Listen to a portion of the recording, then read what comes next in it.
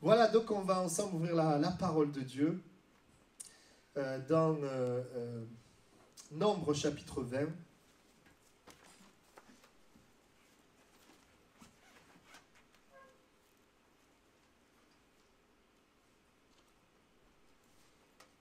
Voilà, Nombre chapitre 20.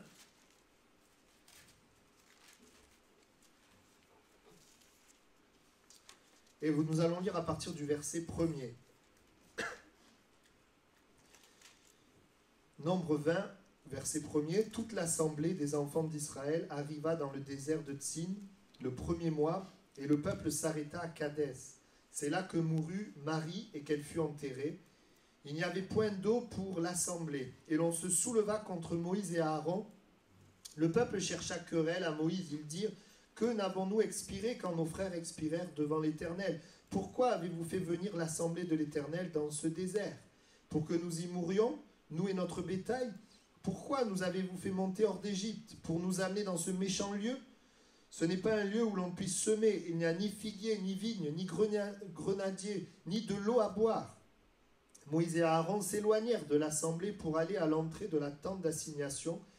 Ils tombèrent sur leur visage, et la gloire de l'Éternel leur apparut. L'Éternel parla à Moïse et dit: prends la verge et convoque l'assemblée, toi et ton frère Aaron. Vous parlerez en leur présence au rocher, et il donnera ses eaux.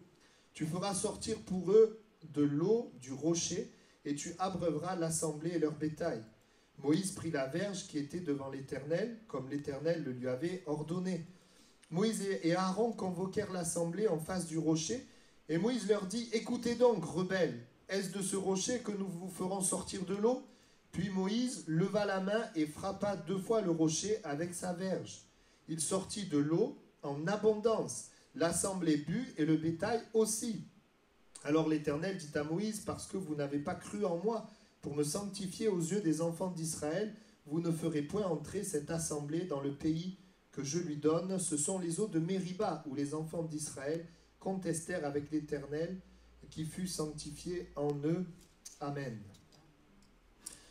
Voilà, ce matin, j'aimerais parler avec vous de la soif. Ce peuple, il avait 2 soifs.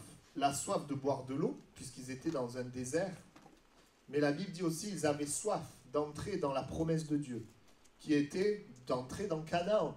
Parce que si Dieu les a fait sortir d'Égypte, ce n'était pas pour mourir au désert. Ils devaient, la Bible dit, on en reparlera, mais qu'ils devaient passer par le désert pour entrer en Canaan. Le titre de mon message, c'est « Pourquoi je crois en Jésus et j'ai toujours soif ». Parfois, nous sommes là et nous croyons en Jésus, et pourtant, il y a toujours une soif. Pourtant, Jésus a dit: celui qui vient à moi n'aura plus soif. Et c'est un message pour peut-être ceux et celles qui croient en Jésus, qui vont à l'église, qui lisent la Bible, qui prient, qui aiment Dieu, qui servent Dieu, mais qui sont toujours avec un sentiment de soif, insatisfaits. Nous le savons, ils sont dans le désert, et dans le désert, il n'y a pas d'eau, et donc il y a la soif. La science nous apprend que l'eau assure l'équilibre homéostatique dans le sang. Quand l'équilibre est perturbé, le système nerveux signale à l'organisme la nécessité de consommer de l'eau par la sensation de soif. Autrement dit, la soif, elle est là quand il y a un manque dans le corps, un manque d'eau. Et heureusement pour nous que nous avons soif, sinon on n'y penserait peut-être pas. Mais à un moment donné, oui, le corps a besoin d'eau, et donc il y a cette soif qui est là. La soif pour combler un manque. Mais la Bible parle d'un autre type de soif, un autre type de soif qui est la soif de l'âme. Il ne s'agit pas là de l'eau physique pour combler le corps, mais il s'agit de l'eau spirituelle, de l'eau de vie pour combler notre âme. Dans le psaume 107, verset 5, il est dit: ils souffraient de la faim et de la soif, leur âme était languissante. Et je parle bien sûr là je ne parle pas de la soif physique, évidemment, je pense qu'on a tous de l'eau, mais je parle de la soif dans notre âme. Une soif qui est là. Le cœur humain a soif. Soif de quoi? Soif de vie, soif de joie, soif de paix, soif de bonheur. J'ai noté plusieurs choses. Soif d'amour véritable, soif de fidélité, de pureté, soif de réponse à ses prières, soif de pardon, soif d'une nouvelle chance, soif d'un sens à sa vie, soif de profondeur, soif de réconciliation, de consolation, de guérison, de liberté. Amen. Il y a des choses, alléluia, on les a trouvées en Jésus, mais il y a peut-être des choses que nous n'avons pas. On a soif. Et comme je le disais tout à l'heure, si on a soif physiquement, c'est parce que le corps a un besoin. Eh bien, quand on a soif au niveau de notre âme, c'est parce que notre âme a un besoin également. Notre âme a besoin. Amen. La Bible dit quoi? La Bible dit que Dieu a mis dans le cœur de l'homme la pensée de l'éternité. Amen. C'est-à-dire que l'homme, dans son âme, il a besoin de Dieu. Donc, si je vis ma vie avec toutes sortes de choses, mais qu'il n'y a pas Dieu, mon âme aura soif. On est d'accord? Mon âme aura soif. Il suffit de voir, je reprenais les statistiques de personnes qui consultent la voyance. Chaque année, 15 millions de personnes consultent des voyants. C'est quand même énorme, 15 millions de personnes. 100 000 voyants, un chiffre d'affaires de 4 milliards d'euros. Dans le pays rationaliste, qui croit que ce qu'il voit. Vous avez quand même 15 millions de personnes qui vont voir un voyant. Pourquoi? En fait, parce qu'ils ont soif dans leur âme de quelque chose d'autre que le matérialisme. Et c'est une réalité. Et là, je peux parler des gens qui ne connaissent pas Jésus, mais parfois, les personnes qui connaissent Jésus aussi ont soif. Parce que nous ne sommes pas arrivés. Nous ne sommes pas arrivés. Il y a cette soif. La soif, c'est aussi une souffrance. C'est vrai, quand on a soif, c'est une souffrance. Hein? Quand tu as soif, tu n'as pas envie de faire plein de choses. Tu as juste envie de boire d'abord. Tu as envie de boire. C'est une souffrance. Parfois, spirituellement, nous pouvons vivre une souffrance. Parce que nous avons soif de plus de Dieu. Malgré ce que nous voyons, ce que nous vivons, ce que nous connaissons. La soif. Et vous savez, quand on a soif, eh bien, on va boire, mais vous savez comme moi qu'il y a plusieurs sources. Il y a différentes sources pour que la soif soit étanchée, pour qu'on soit désaltéré. Bien sûr, on en parlera. On peut boire, venir à Jésus, la source de la vie. Mais il y a les sources de ce monde qui ont un goût sucré. Pour vous désaltérer, vous pouvez prendre du coca, vous pouvez prendre du Fanta, du sirop. Mais quand c'est sucré, vous savez, c'est bon au goût, mais ça ne désaltère pas comme l'eau, hein. Et parfois, on est là, et avec cette soif qu'on a, même si on connaît Jésus, on pourrait être tenté d'aller ailleurs. Ça a un meilleur goût. La soif qui est là. Et c'est vrai, je voudrais m'arrêter dans ce texte, ils ont soif d'eau, ils sont dans le désert. Mais en même temps, on le voit dans ce qu'ils vont dire, ils ont soif de quitter le désert, en fait. Ils ont soif de vivre autre chose. Alors, on va en parler, il y a un petit souci dans leur cœur. Je crois que chaque enfant de Dieu, chaque être humain, vous savez, Dieu veut les sauver et Dieu veut nous donner la vie abondante. Dieu veut que notre soif soit étanchée. Et là où je voudrais qu'on s'arrête un instant, c'est un petit peu le contexte de ces personnes-là, de ce peuple d'Israël. Parce qu'ils sont dans le désert, ils ont une soif physique, ils ont une soif d'entrer dans la promesse que Dieu a dit, le pays où coule le lait et le miel. Mais quand on regarde avant, on se rend compte que c'est pas... En fait, ce sont des personnes qui ont expérimenté Dieu. Ce sont des personnes qui ont bu quelque part. Ils ont vu la vie de Dieu. Ils étaient d'abord esclaves, souvenez-vous, en Égypte. La Bible dit qu'ils criaient de douleur, de souffrance. Et Dieu a envoyé Moïse pour les libérer. Ils ont connu la liberté. Amen. Et là, je parle aujourd'hui à des personnes qui ont soif, mais qui ont connu la liberté. Et Moïse, c'est l'image de Jésus qui les a fait sortir de leur vie d'avant. Où tu as été sorti de ta vie d'avant, tu as été libéré. Et la Bible dit, quand ils sont sortis, il y a eu toutes sortes de miracles. On en a parlé la dernière fois dans le pays d'Égypte. Ils ont vu des miracles, des prodiges, comme nous n'avons même pas vu. Il fallait voir les sauterelles, l'eau changée en sang, les ténèbres, tout ce qui s'est passé. La puissance de Dieu qui est venue. Et puis, la cerise sur le gâteau, la mer qui s'ouvre. Et ils passent à sec. Eux, ils passent et les Égyptiens derrière, ils ne passent pas. Pendant 3 jours, ils louent Dieu, ils sont heureux, contents. Ils ont quelque part bu. Ils ont vu la gloire de Dieu. Et je pensais à ça en priant. Il y a beaucoup de croyants, ils ont vu cela. Mais c'est comme de l'eau qui est venue comme une pluie quelque part, vous voyez. Ils n'ont pas fait grand-chose pour vivre ça, si ce n'est de suivre Moïse. Parce que même quand vous les retrouvez entre la mer et les Égyptiens qui arrivent, Vous ne voyez pas des hommes et des femmes pleins de foi qui disent « Seigneur, aide-nous, tu vas nous sortir de là ». Non, ils murmurent. Ils disent « Mais qu'est-ce que tu nous fais, Moïse ?» Alors je l'ai noté quelque part, que je le retrouve. Alors je ne le retrouve pas, mais oui, ça y est, Exode 14, 11. « N'y avait-il pas des sépulcres en Égypte, sans qu'il fût besoin de nous amener au désert ? Que nous as-tu fait en nous faisant sortir d'Égypte? N'est-ce pas là ce que nous te disions? Laisse-nous servir les Égyptiens, mieux vaut les servir que mourir au désert. » C'est-à-dire qu'ils ont vécu la grâce de Dieu, mais leur cœur n'a pas été encore changé. Il y a eu une grâce qui est là, mais on voit dans leur vie, et là je vais m'arrêter là un instant, que il y avait dans leur cœur des choses qui avaient besoin d'être transformées. Ils ont goûté à l'eau, ils ont été sauvés. Merci Seigneur. Mais après, dans le désert, on voit que leur cœur n'est pas changé. Ils continuent de murmurer. Ils ne veulent pas obéir aux lois de Dieu. Ils vont faire un veau d'or. Leur cœur n'est pas changé. Et voici, écoutez bien, et c'est ça qui est important, Dieu va les amener au désert. Et Dieu va leur apprendre quelque chose qu'ils n'ont pas encore vécu.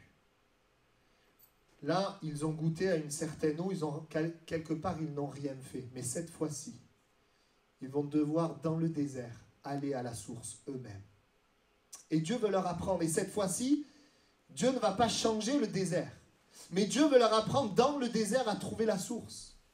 Il y a quelque chose qui va changer. Il y a une source dans le désert, c'est ce que nous avons lu. Il y avait ce rocher, et la Bible nous révèle dans 1 Corinthiens que ce rocher, c'est Christ.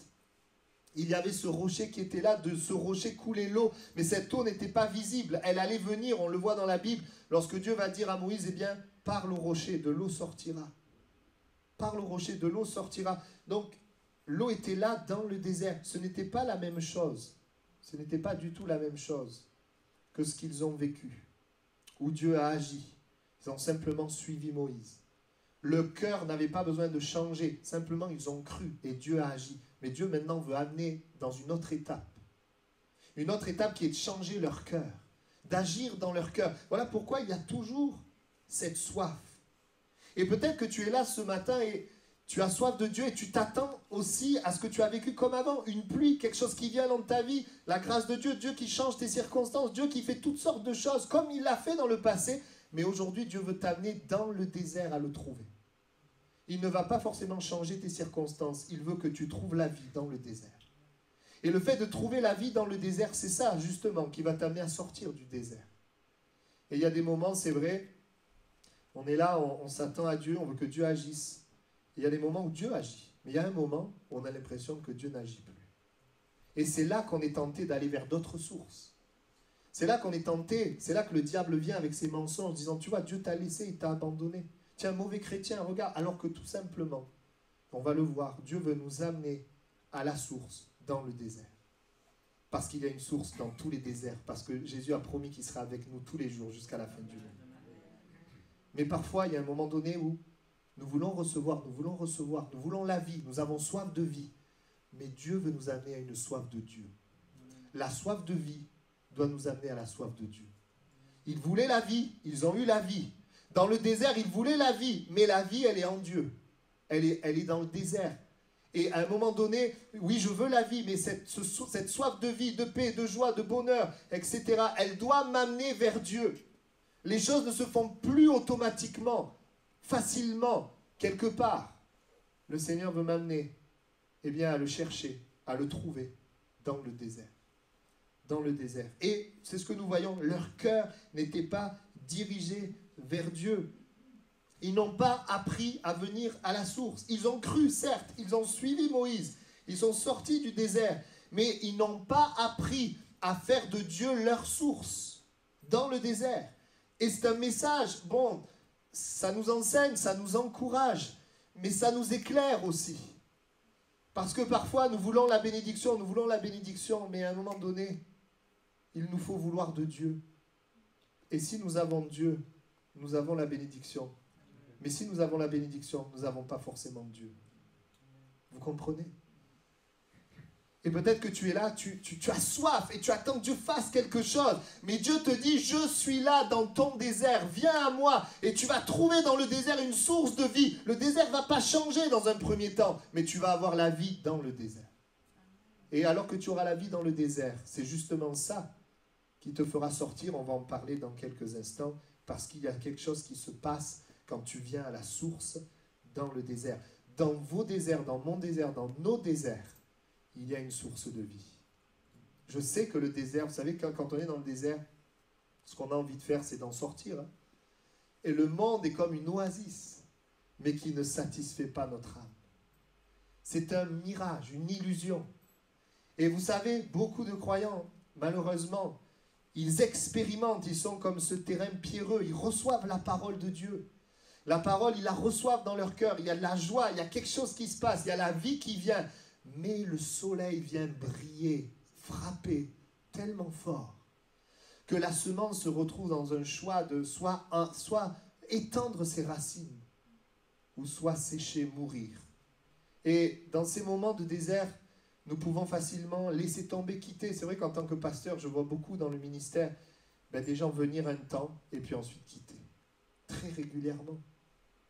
Pourquoi? Parce que il y a ce temps où Dieu agit, ce temps où Dieu bénit, et puis il y a ce temps où Dieu voudrait nous enraciner. Et on ne veut pas être enraciné, on veut que Dieu continue de nous bénir. Mais ce qu'on ne sait pas, c'est que la vraie bénédiction, c'est la bénédiction qui vient de ses racines. Parce que c'est une bénédiction qui vient de la force que nous trouvons en Dieu. Et je voudrais t'encourager, alors ce n'est pas un message où on va crier de joie à la fin, mais c'est un message profondément, si nous le recevons, nous pouvons être débloqués dans notre vie. Amen. Oui, il y a des gens, et alors que je pensais à ce message, c'est comme si je voyais des gens qui croient en Jésus, mais qui sont frustrés et déçus dans leur cœur. Ils disent Alléluia, gloire à Dieu en public, mais dans leur cœur, ils sont frustrés et déçus. Est-ce que tu fais partie de cela? Parce que je crois que Dieu parle. Et j'ai été un de ceux-là. Parce qu'on ne comprend pas les voies de Dieu. Ses voies sont au-delà de nos voies, ses pensées au-delà de nos pensées. Parce que nous, on veut aller là, mais Dieu veut nous amener là. La voie de Dieu est la meilleure, mais nous pensons que la voie, c'est celle-là qui est la meilleure. Nous voulons faire ça, mais Dieu veut faire ça. Et en faisant ça, c'est nous qui faisons un détour. La voie de Dieu est la voie la meilleure. Amen. Et c'est vrai, face à ce manque d'eau, face aux pays promis qui ne viennent pas, ils gardent les réflexes d'avant, les murmures, les plaintes. Quand il y a la présence de Dieu, ils préfèrent s'éloigner. Vas-y toi Moïse. Et c'est vrai que Dieu avait dit, il ne faut pas vous approcher. Il y a la gloire de Dieu. Mais on ne voit pas dans leur cœur un désir de s'approcher. On voit qu'ils ont envie de suivre Dieu par Moïse. Et ils tournent dans l'Égypte. Ils tournent dans le désert. Ils tournent dans le désert. Parce que leur cœur est toujours tourné vers l'Égypte et vers la bénédiction. Mais leur cœur ne veut pas se tourner vers Dieu. Et frères et sœurs, que dans notre désert, notre cœur se tourne vers Dieu. La soif de vie doit nous amener à la soif de Dieu. Parce que la vie est en Dieu. Amen. Mais il y a quand même Josué qui est rentré, lui. Josué est rentré dans le pays promis. Il faisait partie de ces personnes, mais lui, Josué, lui, il avait soif de Dieu. On le voit s'approcher de Dieu avec Moïse. On voit Caleb aussi croire ce que Dieu dit. Croire ce que Dieu dit. Amen. Il y avait bien une eau dans le désert. Ce n'était pas une pluie, ce n'était pas quelque chose qui changeait le désert, mais c'était une eau qui venait d'un rocher qui pouvait étancher leur soif, les désaltérer. Oui, frères et sœurs, il y a une eau dans le désert. Ça veut dire que même s'il y a la souffrance, il y a une vie qui vient dans la souffrance. C'est vrai qu'il y a une partie de l'évangile, c'est la vie qui balaie la souffrance, c'est vrai. Mais il y a aussi une partie de l'évangile, c'est la vie dans la souffrance. Et la vie dans la souffrance, elle nous rend forts. Et à un moment donné, parce que Dieu l'a dit, nous fait sortir de la souffrance. Mais si vous lisez 1 Corinthiens, je crois que c'est le chapitre 10, où il est dit Aucune tentation ne vous est survenue qui n'ait été humaine, et Dieu qui est fidèle ne permettra pas que vous soyez tentés au-delà de vos forces. Il dit qu'il permet le moyen de la supporter et d'en sortir. Amen. Et peut-être tu as soif de vie et tu cherches la vie, mais bien-aimé, cherche Dieu parce qu'il est là dans ton désert. Et parce que dans ce désert, il va te rafraîchir, il va étancher ta soif. Il a une parole de vie, il te fait du bien dans ce désert. Et oui, vous parlerez au rocher. Il dira, vous parlerez au rocher. Ce rocher qui nous parle de Christ. Vous parlerez au rocher et il vous donnera de l'eau. On ne la voyait pas, l'eau, elle n'était pas visible. 1 Corinthiens 10,4, donc ce texte qui dit, il buvait un rocher spirituel qui les suivait et ce rocher était Christ. Autrement dit, l'eau, ce qui peut désaltérer notre soif, c'est Christ. Jean 7, 37, on le sait, si quelqu'un a soif, qu'il vienne à moi et qu'il boive. Jean 4, 10, Jésus dit à cette femme, si tu connaissais le don de Dieu et qui est celui qui te dit, donne-moi à boire, tu lui aurais toi-même demandé à boire et il t'aurait donné de l'eau vive. C'est vrai que on croit en Jésus, surtout quand ça ne va pas, mais au début de notre vie, on croit en Jésus et Jésus agit, puis on se rend compte qu'il y a toujours des déserts, toujours des moments difficiles. Et on se rend compte que notre cœur pourrait aller chercher de l'eau ailleurs. Mais j'aimerais vous rappeler à chacune, à chacun que Jésus-Christ est la source. Jésus-Christ est la vie. La source d'eau vive, c'est lui. Et donc, qu'est-ce que Dieu nous appelle à faire? Eh bien, il t'appelle à décider de venir à la source dans ton désert. Et pas d'attendre que ça vienne. D'attendre la vie, de chercher la vie, mais de chercher Dieu. Je parlais de cela jeudi en 2005. Je suis passé par mon premier désert. Je me suis converti en 2003, où dans les domaines de ma vie, il n'y a pas grand-chose qui fonctionnait. Mais je me rappelle très bien, je me rappelle que dans ce désert, sur mon lit, assis, avec la Bible ouverte, il y avait une source de vie. La situation n'a pas changé pendant 1 an. Mais chaque jour où je me plaçais devant Dieu à la source, il y avait la vie qui était là. Et même peut-être plus intense que lorsque je n'étais pas dans le désert. Et frères et sœurs, alors que peut-être tu traverses un désert, il y a une source dans le désert, il y a un rocher, Christ est là. Et en fait, Dieu, quelque part, je dis, c'est vrai qu'il y a des déserts, on s'est mis dedans, c'est vrai.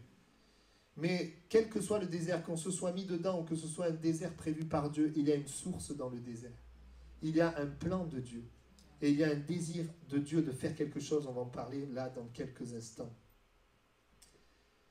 Si aujourd'hui Dieu ne te bénit plus, c'est qu'il a une autre étape, de venir à lui pour prendre toi-même la bénédiction. Vous savez, à un moment donné, on grandit. Un enfant, il demande, là on a le bébé, il demande, ben on lui donne à manger, on lui donne tout ce qu'il faut. Mais à 17 ans, ça va être différent. C'est lui qui va chercher, même avant, hein. Il va chercher, on ne va pas tout lui donner. Et quand on grandit, c'est pas que Dieu nous a abandonnés, c'est pas que Dieu ne veut plus nous donner, c'est que nous pouvons aller le chercher. Vous savez, dans l'histoire du fils prodigue, dans cette parabole que Jésus a donnée, vous avez ce frère aîné qui se plaint et qui dit, mais tu donnes au plus jeune. Et le plus jeune, il revient là. C'est entre parenthèses un bébé spirituel. Il revient, tu lui donnes et moi, tu ne m'as rien donné. Mais le père lui dit, mais mon fils, tout ce que j'ai est à toi. Autrement dit, mais c'est à toi, il faut juste te servir. Le problème, c'est que le frère, son cœur, il est ailleurs. Son cœur, il est ailleurs. Et à un moment donné, oui, on se sert. Jésus a dit, venez à moi, vous tous qui êtes fatigués et chargés, je vous donnerai du repos. Première étape. Mais ensuite, il y a l'étape supérieure. Prenez mon joug sur vous et recevez mes instructions. Et je ne donnerai pas du repos. Et vous trouverez le repos. C'est différent. Venez à moi, je vous donnerai. Je ne te connais pas. Je viens à Jésus, je suis béni. Vous avez vu les nouveaux convertis? Ils prient, il y a tout qui arrive. Toi, tu pries, il n'y a rien qui arrive. Pourquoi? Est-ce que Dieu... Non, c'est parce que Dieu veut que tu apprennes à aller chercher toi-même. C'est plus difficile. Et ça passe par chercher Dieu, venir à Dieu. Bien sûr, des fois, on est attiré par les choses, mais Dieu travaille en nous pour que finalement, ce qui est important pour nous, ça soit lui, sa volonté. Alors, je ne sais plus ce que je voulais dire, mais voilà, de venir à lui. Venir à lui. Venez à moi. Oui, voilà. Prenez sur vous mon joug. Le joug, c'est une pièce de bois avec deux parties. Jésus et toi. C'est-à-dire, je reste avec Jésus. J'ai soif de Jésus. Je suis avec lui. Je reçois les instructions. Et le joug, il est dit, il est doux et léger. Ce n'est pas quelque chose de lourd. C'est justement apprendre à me reposer sur Jésus. Je viens à côté de Jésus, c'est Jésus qui tire. Moi, je suis à côté de lui. Et là, je trouve le repos. Je trouve la vie parce que j'ai soif de Jésus. Amen. Ça, c'est puissant. Et ça peut te donner une réponse à pourquoi tu as soif alors que tu as déjà donné ta vie à Jésus. Parce que Dieu veut t'amener plus à lui, à la source, à une soif de Dieu. Il y a des choses à découvrir, à connaître, à vivre, frères et sœurs. Même si on prêche toute la parole, eh bien, on n'expérimente pas toute la parole. On a besoin de le vivre. Moi, je me sens pauvre. Riche d'un côté, parce que oui, en crise, je sais ce que j'ai, mais pauvre dans mon expérience. Merci Seigneur, je veux pas... je veux être reconnaissant parce que je vois le Seigneur agir. Bien sûr, heureusement. Je le vois agir, on pourrait être découragé, mais je me dis, Seigneur, il y a tellement plus à vivre. Amen. Vous trouverez le repos. Et souvent, on est là dans notre soif, on analyse les choses, on voit ce qui est extérieur, on attend que Dieu fasse quelque chose à l'extérieur, mais à un moment donné, Dieu veut faire quelque chose à l'intérieur. Et ça, on ne le voit pas. Et on est déçu. Mais que le Seigneur nous aide. Vous savez, j'ai compris ça. En fait, quand je regarde en arrière, je pensais être bien. Mais en fait, avec le temps, je réalise qu'il y avait plein de problèmes. Qu'il y avait plein de choses qui n'allaient pas. Mais il y avait la grâce de Dieu. Dieu conduisait, agissait. Mais Dieu nous éclaire. Quand tu viens à lui, il commence à t'éclairer. Et il y a vraiment quelque chose qui change dans ton cœur et dans ta vie. Et tu ne sais pas qu'alors que Dieu change ton cœur, c'est ce qui est en train de t'ouvrir la voie pour le pays de Canaan, la promesse de Dieu, ce que Dieu a préparé. Regardez Joseph. Il a été utilisé de manière puissante, mais quelle préparation dans son cœur. Il a dû faire face à l'amertume, à l'injustice, à la souffrance, à la solitude, toutes sortes de choses. Mais pourquoi il est rentré? Parce que Dieu était sa source dans le désert. Amen. Et je voudrais nous encourager ce matin, les uns les autres, à avoir soif de Dieu, soif de Christ, parce qu'il est là dans le désert, et dans le désert, oui, l'eau elle coule, il y a un fleuve de vie. Amen. Dans le désert, l'eau vient du rocher. Ésaïe 48, 21, ils n'auront pas soif dans les déserts où il les conduira. Il fera jaillir pour eux l'eau du rocher. Il fendra le rocher et l'eau coulera. Amen. Je les attirerai au désert et je parlerai à leur cœur. Il y a des moments, il y a le désert parce que c'est comme si Dieu veut te rencontrer. Vous savez, il y a des moments, on voudrait rencontrer Dieu quand tout va bien, mais c'est malheureux, mais l'être humain, il n'a pas soif et il n'y a rien qui se passe. Mais des fois, dans le désert, tu peux mieux percevoir Dieu. C'est pas que Dieu, il vient que dans les déserts. C'est plus que nous, on est plus prêts à l'écouter. C'est comme ça. Et donc, je reprends cette parabole que j'ai prise tout à l'heure, le terrain pierreux qui est là, le soleil qui frappe, et finalement, ça sèche. Pourquoi ce désert? Parce que Dieu veut étendre nos racines, parce que Dieu veut nous rendre forts, forts et fortes. Et que si Dieu, à chaque fois, enlevait les problèmes, ben, on ne serait pas fort. Et même nos enfants, nous ne les éduquons pas comme ça. Dès qu'ils ont un problème, on ne vient pas résoudre tous leurs problèmes. Si on faisait ça, on ne les prépare pas à la vie. Parce que la vie, il y a plein de problèmes. Alors bien sûr, quand ils sont petits, s'il y a des problèmes qu'ils ne peuvent pas régler, on va les régler. Mais notre rôle, c'est quoi? C'est d'amener les enfants à régler leurs problèmes. Quand je joue avec mes enfants, alors vous savez, on peut les laisser gagner ou on peut jouer vraiment. Alors quand ils sont petits, je peux laisser gagner. Mais à un moment donné, je joue vraiment pour leur apprendre à perdre. Pour leur apprendre la frustration, parce que dans la vie, on perd. Et donc, il y a des moments où on doit apprendre. C'est comme ça. Bien sûr, il faut aussi être encouragé. Il ne faut pas qu'ils fassent que perdre non plus, mais il faut aussi encourager. Il y a plusieurs choses à travailler. Mais pour les racines, pourquoi Dieu, dans le désert, ne change pas le désert? Pourquoi il ne les fait pas sortir tout de suite? Parce que ce que Dieu voulait dans le désert, c'est que ce peuple, avec ce cœur dur, se tourne vers lui et commence à s'enraciner en lui. Ils avaient encore les racines de l'Égypte. Mais ce qui est important, c'est de mettre les racines en Dieu. des racines. Vous savez, je viens d'une région, Marseille, Salon, Miramas, je viens d'une petite ville qui s'appelle Miramas, où partout, c'est jaune. La végétation, c'est jaune. Quand je suis venu à Toulouse, j'ai vu que c'était vert. Pourquoi? Parce qu'à Toulouse, il pleut souvent, et à Marseille, il ne pleut pas souvent. Donc, si tu viens à Toulouse, tu regardes dehors, tu vois des choses vertes, ça ne veut pas forcément dire qu'il y a une source d'eau. Non, ça veut dire qu'il pleut, tout simplement. Mais quand tu vas à Marseille, si tu vois de la verdure, c'est que forcément, il y a plus d'eau que la pluie qui vient. Je ne sais pas si vous me suivez. Ça veut dire qu'il y a quelqu'un qui arrose. Il y a quelqu'un qui arrose. Et à un moment donné, dans nos vies, on va saisir et comprendre qu'on a besoin de plus qu'une pluie, plus que Dieu qui agit, qui nous bénit. Il y a besoin de l'eau qui vient de la source, où on vient dans le désert auprès de lui, on trouve de l'eau et il y a une verdure qui vient, non pas de la pluie extérieure, mais qui vient finalement de la source dans le désert. Est-ce que vous me suivez? Pourquoi Dieu fait cela? Vous allez voir, la Bible le dit, Dieu le dit lui-même, donc on va comprendre ensemble. Pourquoi ce temps dans le désert? Vous savez qu'ils sont restés plus longtemps que prévu, parce que justement, ils ne sont pas venus à la source. Ils ne sont pas venus. Ils n'ont pas voulu.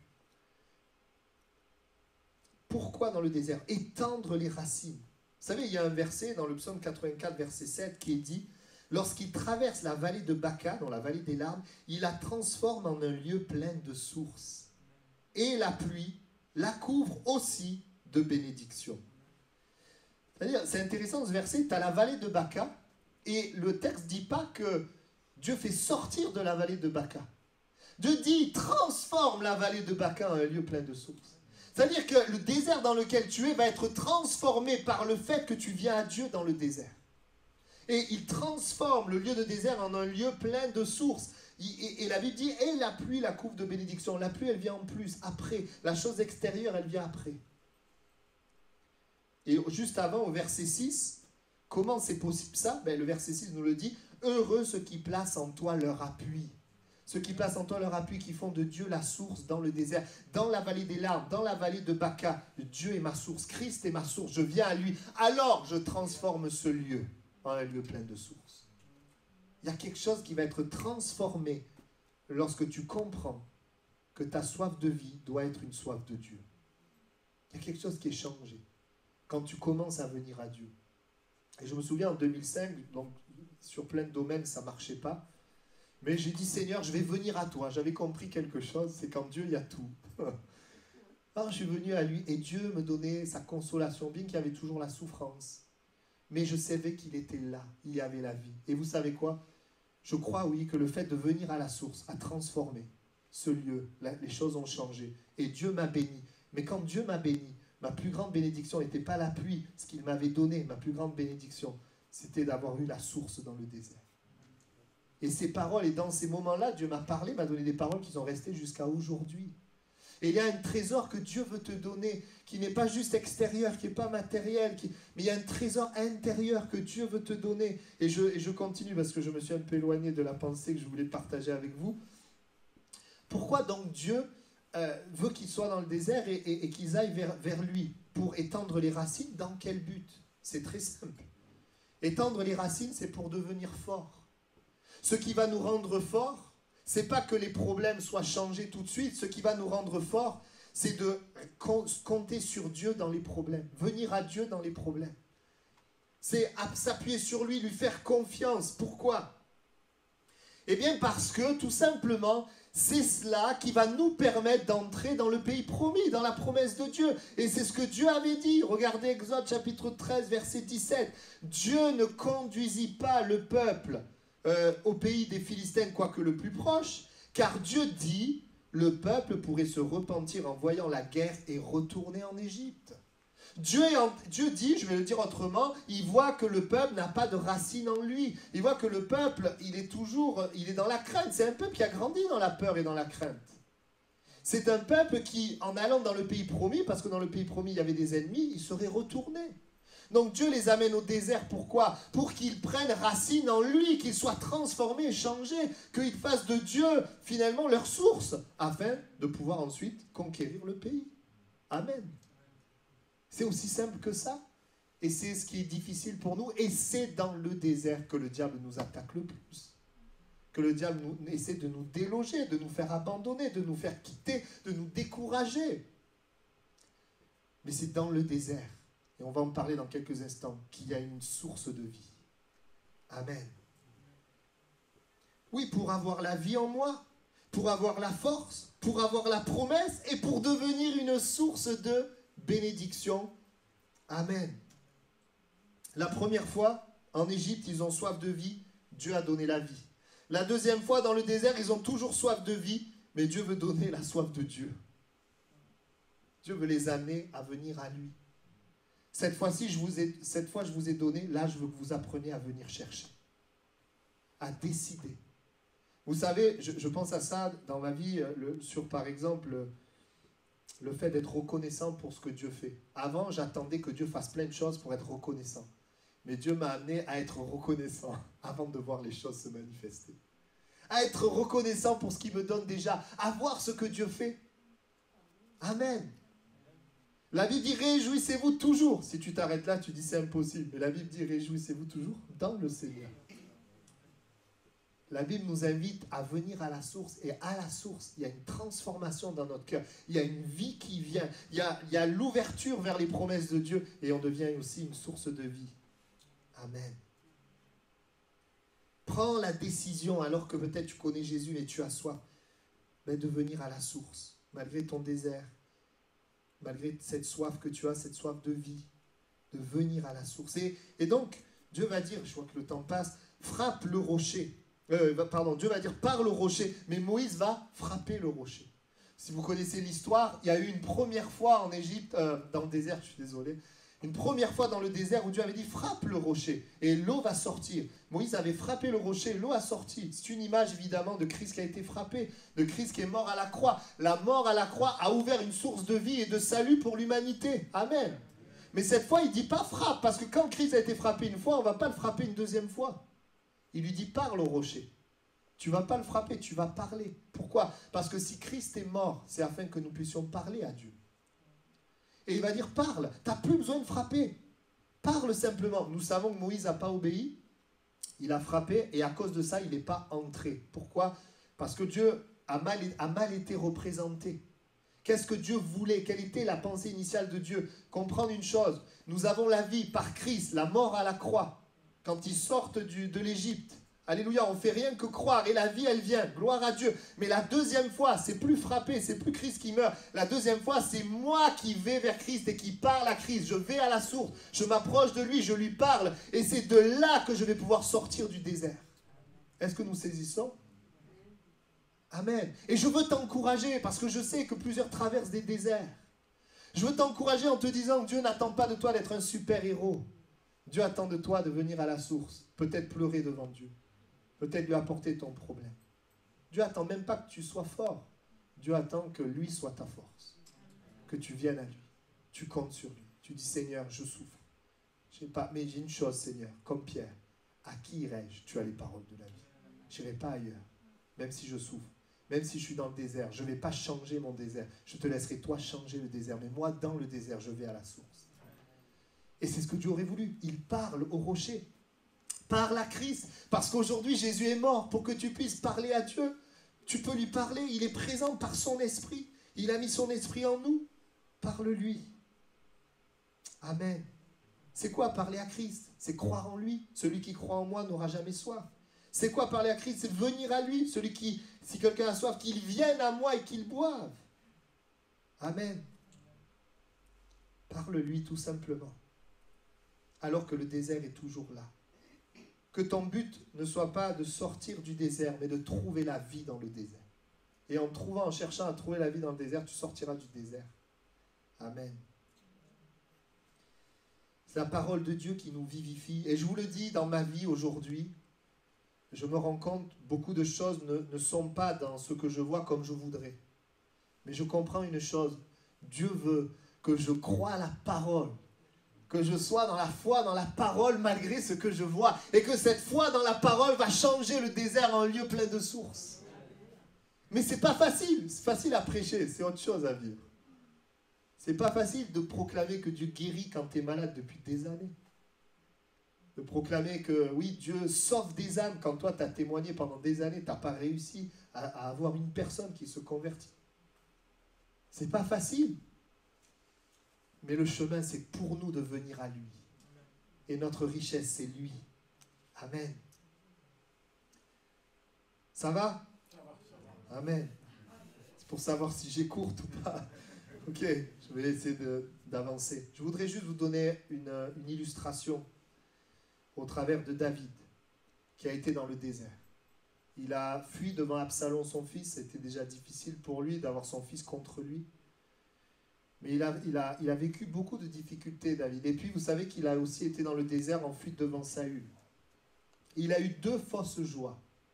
La première fois où Dieu lui livre Saül, il l'épargne. Il lui dit, regarde, j'aurais pu te tuer, je ne l'ai pas fait. Maintenant, laisse-moi tranquille. Regarde la bonté que j'ai eue.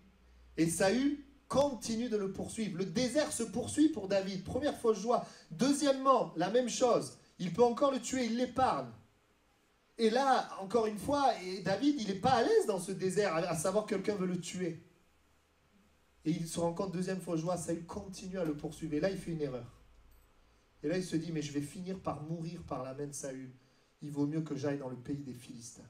Là, il fait une erreur. Et il décide, alors que Dieu, et il le dira dans les psaumes, si vous lisez le psaume 3, vous voulez parler justement, il a enfui devant Absalom, il dira, Dieu est mon bouclier. Il dira ça.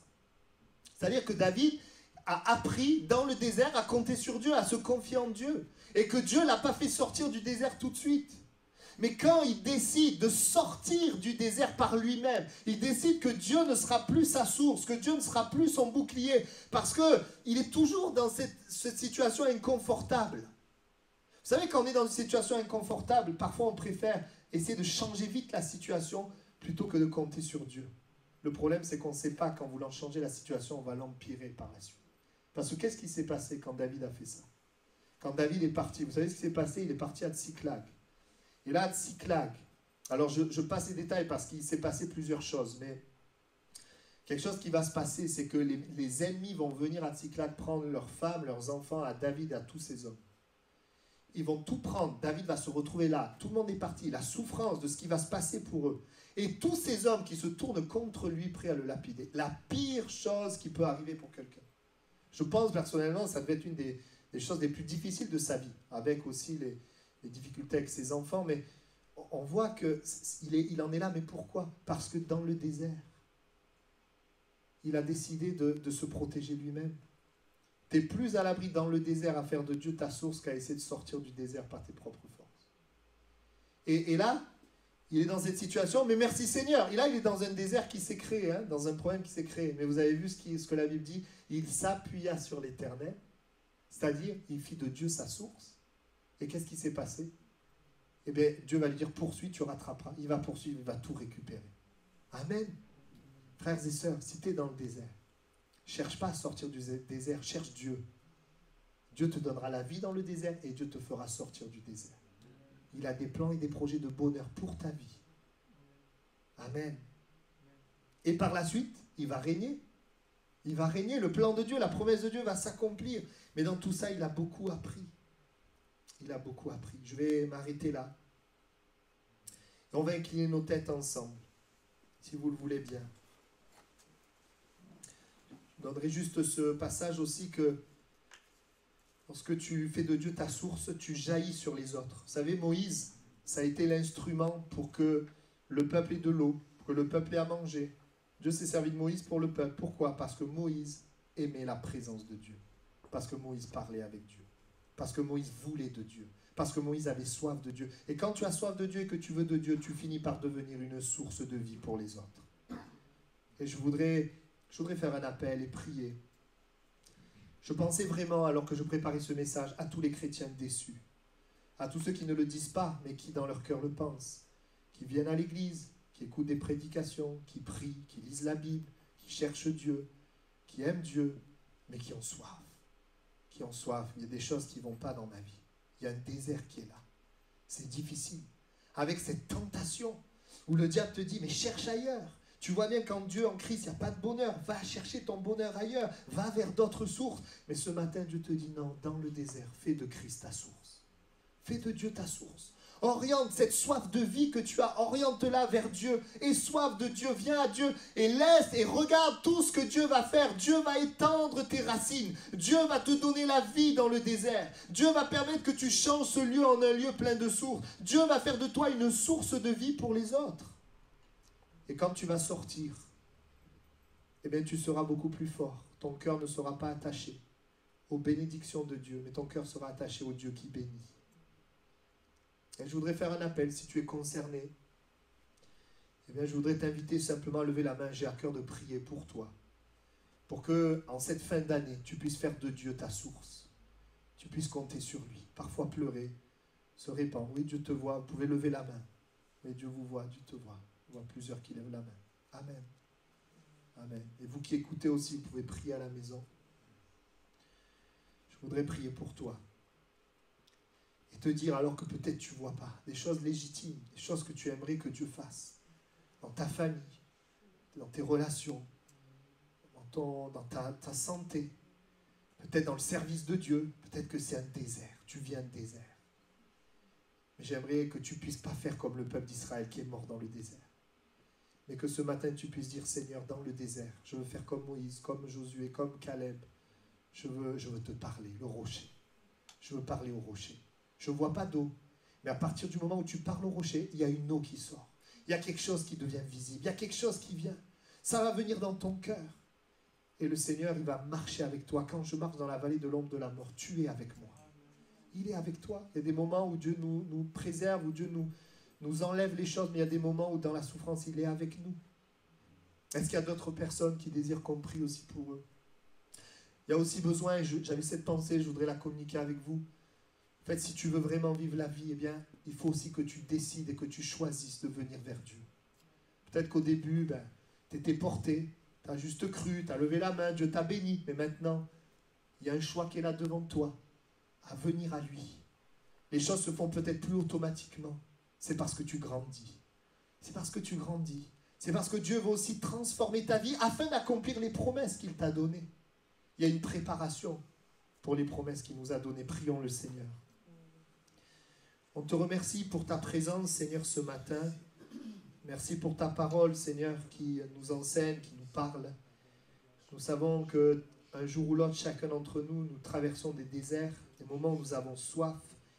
Et nous voulons que cette soif ne nous oriente pas vers de mauvaises sources, mais que alors que nous avons cette soif dans le désert, nous puissions parler à toi, te parler à Jésus. Nous savons que tu es la source. Nous savons que c'est la direction, c'est ce que tu nous invites à faire, Seigneur, à faire de toi notre source, à venir à toi, à décider de venir à toi, à décider de croire ce que tu dis, décider de croire ta parole, nous attacher à ta parole. Tu as dit, l'homme ne vivra pas de pain seulement, mais de toute parole qui sort de la bouche de Dieu. Nous voulons faire de ta présence et de ta parole, Seigneur, notre trésor. Merci de nous aider les uns les autres. Et alors qu'il y a la souffrance, je déclare la paix qui est au-dessus. Je déclare, Seigneur, la joie spirituelle. Il y a une joie de savoir que tu es avec nous, favorable, et que tu agis. La grâce, la faveur de Dieu sur nos vies. Tant de personnes restent dans le désert parce qu'ils essaient par leur propre force d'en sortir. Mais nous, dans le désert, Seigneur, nous voulons venir à la source. Tu as été frappé pour que tu sois accessible à nous. Seigneur, tu es mort à la croix pour que nous ayons accès à Dieu. Alors, merci Seigneur. Merci Seigneur pour cet accès. Merci Seigneur de pouvoir nous reposer en toi. Merci Seigneur de pouvoir nous confier en toi. Nous te bénissons pour ta parole et pour ta présence Seigneur. Tu es merveilleux Jésus. Amen. Amen. On reste encore dans la prière. Et le Seigneur voudrait t'inviter vraiment à croire ce qu'il te dit plutôt que de croire ce que tu vois. Je voudrais vraiment t'inviter alors que toutes sortes de pensées sont là. Jésus t'a laissé, ça n'a pas marché. Tu as un problème, tu es un mauvais chrétien. À comprendre juste que tu es en train de grandir et que tu es appelé à venir à lui, à développer ta relation avec Christ. Alors que peut-être tu attends la pluie, à comprendre que ce que Dieu veut, c'est une source dans le désert. Et t'inviter peut-être à... Le Seigneur, par sa parole, veut peut-être changer des pensées, des raisonnements. Ceux dans le désert sont tentés de trouver la vie et le bonheur à toutes sortes d'endroits, mais ce sont un mirage, des illusions. Parle-lui et tu vas boire. Parle-lui et tu vas boire. Amen. Tu viens à lui et tu vas boire. Dieu va étancher ta soif et te désaltérer. Amen. Amen. Père, je prie vraiment parce que je sais que beaucoup nous traversons des déserts. Je te prie vraiment que nous croyons comme Josué, Seigneur, que nous ayons soif de Dieu, de toi. Nous savons que ton plan, nous le prêchons régulièrement, c'est le meilleur plan. Nous savons que tu es bon, que tu es amour et que tu es puissant. Et ton plan ne peut pas être autre chose que ce qui est dans ta nature. Un plan d'amour, un plan bon, un plan puissant. Mais ce que nous comprenons, la préparation pour nous, c'est que tu sois notre source. Seigneur, aide-nous en tant que peuple de Dieu, en tant que personne, à faire de toi notre source. Nous savons que le diable nous accuse, nous condamne, nous culpabilise, nous décourage. Mais Seigneur, nous voulons regarder à toi. Merci pour la croix. Merci pour cette faveur, Seigneur, qui est là. L'Esprit de Dieu qui habite en nous et nous pousse vers ta parole. Merci pour cela. Amen. Amen.